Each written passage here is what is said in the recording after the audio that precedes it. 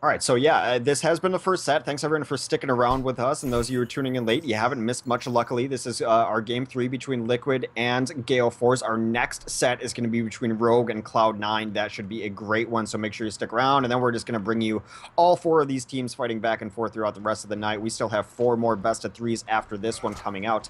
But on this one, for Dorado to decide it on defense, it's going to be Liquid first on defense. Dummy right now is queued up as a Torb, and he's actually rolled out of spawn with this. So a very interesting, unique pick on Dorado defense. ID is playing the Reaper, which I think is smart. He's been playing their best Reaper for him. If they're not going to run a Pharah, why not? AZK on Solar 76 to hang on Mercy. Minstrel will play the Zarya on defense, and Mez is going to be on Reinhardt. So a lot of interesting picks here. They're running a single support and then making room for Dummy to play that Torb.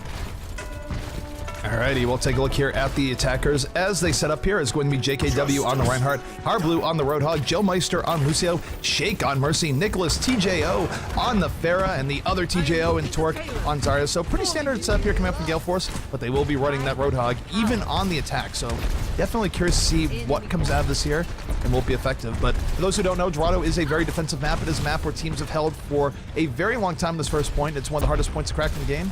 And Gale Force will have their work cut out for them here. I'm trying to remember the last time I saw a Torb on Dorado defense. It's been a bit.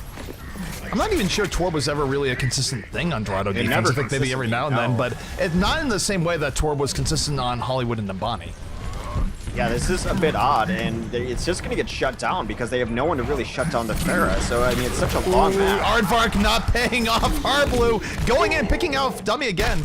2 games in a row here, Harblue in the first push has found Dummy, whether he be on Torbjorn or on the Reaper. The defense, though, is trying to hang on here, very back and forth between both teams, but the important thing is that the offense is getting really good push on the payload. Yeah, just pretty much free reign, just get through the archway, which is really can be a point of contention. So now they're just going to kind of, it's pushing decent. ID has been getting some work done on this Reaper, though. I think it's pretty tragic that he has to not play Pharah so that someone on this team can play Reaper. He's been the only one getting anything done on it.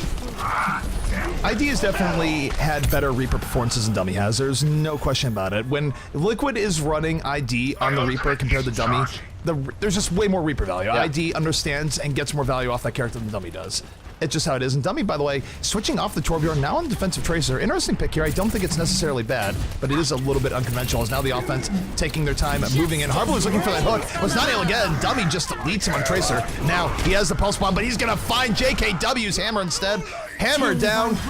The offense making a game of this here. We do have the resurrection coming out from Shake. Whatever, doesn't have to take that, but a counter Earth Shatter on the way in from the defense, going to set up ID for a kill, and ID in the back looking for Harblue, going to find the whole hog instead.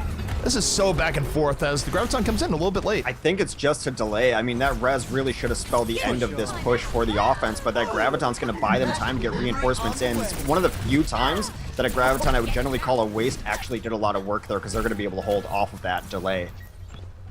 And they were able to hold. Big props to Dummy, though. Dummy was able to come in, getting a very key stick towards the end, took out one outright and damaged the other, which was a big part of why the defense was able to hold. So even though Gale Force had a very good push in there, they are going to be set back, and now effectively they have to do it all again.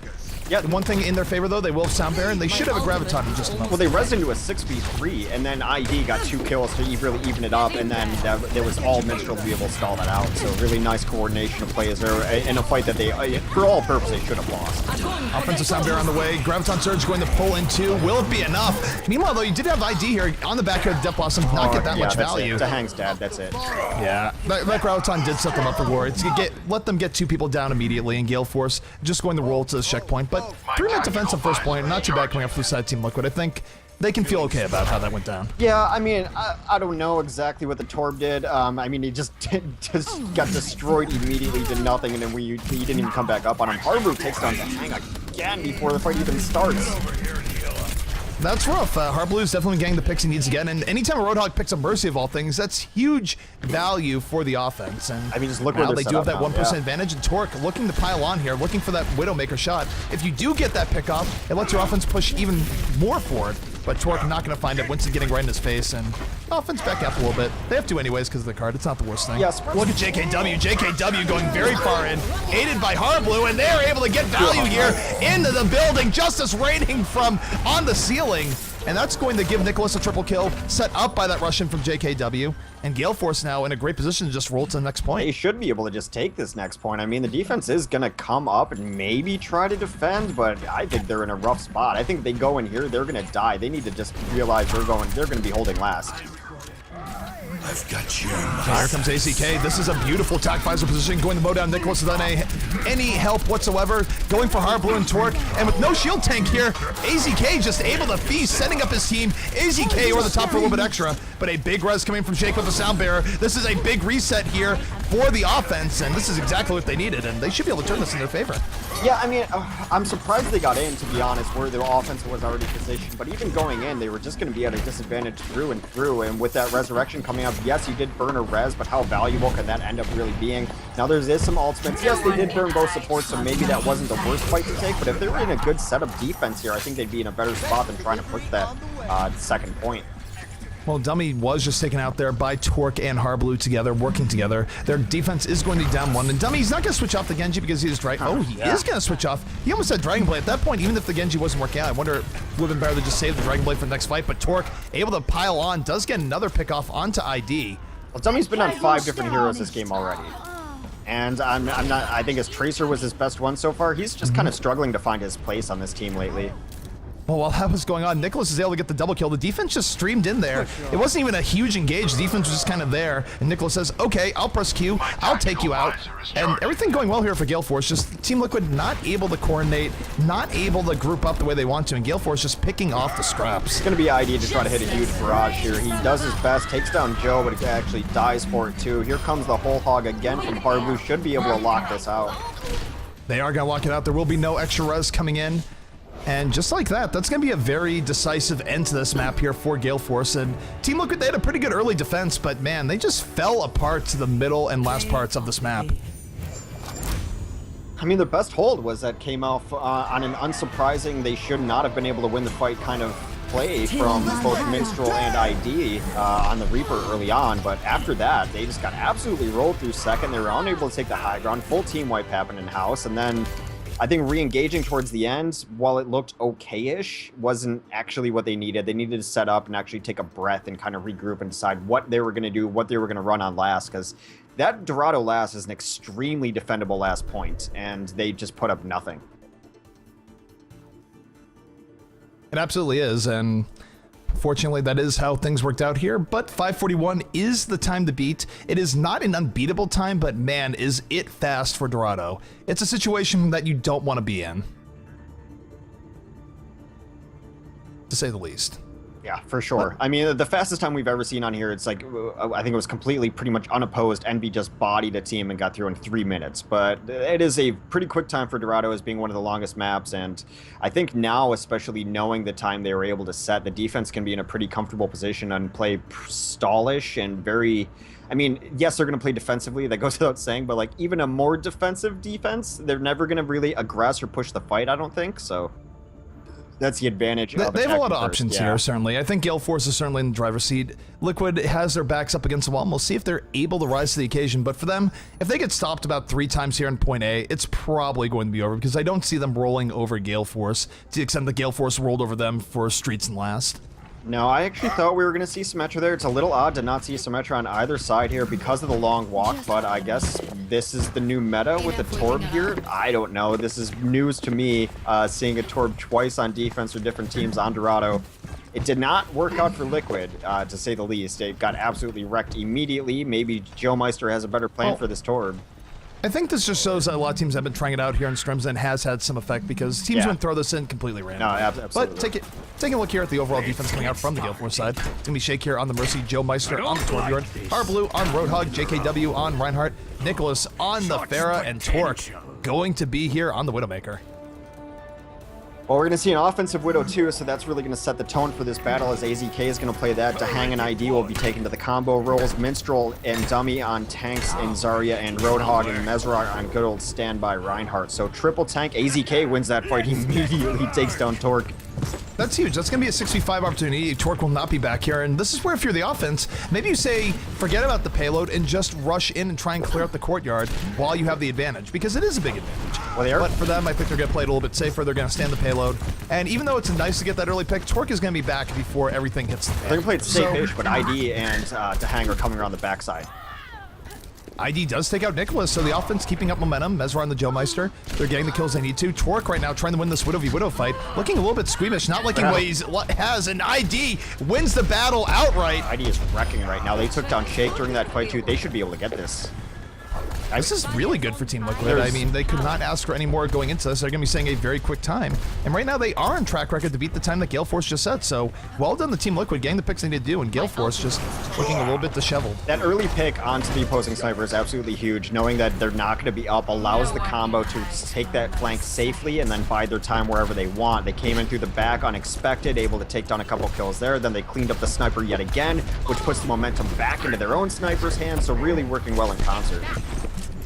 Defense will a chance to reset here. They are back on the high ground. They are poised. They don't have a whole lot of ultimates to work with right now, but JKW is coming up on Earth Shatter. He's going to be able to drop down, lay down the hammer, and look for the best. And if he can get behind Mezrar, it will work out. Earth Shatter is up, and here he goes right after Gang, and he goes in. Hammer comes down, only knocks down one, goes for Mezrar in the back, and still going to set up the defense for 3 quick kills. Sniper detected. Yeah, AZK is able to take down Shake there, so if they can get a resurrection that can actually maybe bring this back. Both tanks get up on the card in a weird position. Harblu's in the back line causing all sorts of chaos. Nicholas, meanwhile, over the top, will take out Mezrar, doing all sorts of work, finds AZK. Nicholas, even though you don't really see him as a fair player, that's not historically what he's done, he is adapting to the meta and doing pretty well.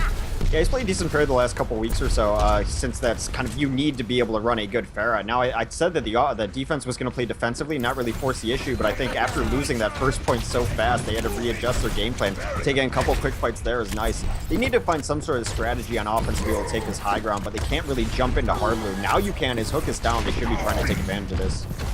And so right now, moving forward, looking for an opportunity. Does have Graviton on the way, but he's getting charged all the way to the back. Torque was able to come in with the Death Blossom, taking out multiples with the aid of Nicholas. Nicholas, 3 kills from above. Just Torque and Nicholas being the Bash brothers of Gale Force there, both combined for a whole lot of kills. Good ultimate placement. It's going to wipe out Team Liquid once again. Yeah, we've seen Tina for Team do this, where they just push the cart below the church here and expecting that the, defensive team is not going to just drop in on them, and they always do every time. To be able to push this effectively, I mean, unless you're just going to solo Reinhardt, you have to take some sort of high ground or looper on the backside. Now, they are running their combo through the backside here. Clearing the area. I thought it was going to be sneaky for a barrage. He doesn't decide to be that sneaky. He does go for a little bit of poke inside. Lands one big rocket on the Pharah. Not able to land another, but still not the worst engagement. Will the barrage be on the way? Here comes the barrage. Justice from above. ID with the double kill. Nicholas going to put an end to that right away. Resurrection coming up in the defense, and the defense not in the worst shape here, despite that opening from Liquid. Load is back and forth. Here comes Holhog. Harblu in the back, looking to stabilize this fight here for the side of Gale Force. They might be doing just that. Harblu seemingly has whole hog up every fight, every engagement. That's how much damage he's doing between these fights. He already has 50% weight to another whole hog. That ultimate charges up incredibly quickly. Yeah, he's got a whole hog again. Whole hog once, whole hog twice. Why not?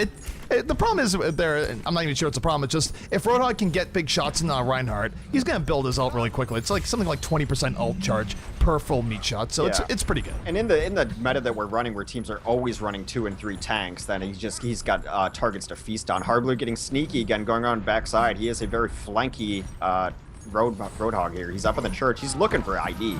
Harblu's going into the back. Hold on, whole hog is gonna be out here again. It's like, wait a second, didn't you just use that ult? Yes, I did. Dummy will take him out, not before he gets at least 1 kill. And speaking of whole hogs, we have a second whole hog on the way, going to knock Reinhardt all the way back. But meanwhile, Nicholas over the top, being so consistent, finds himself another double kill.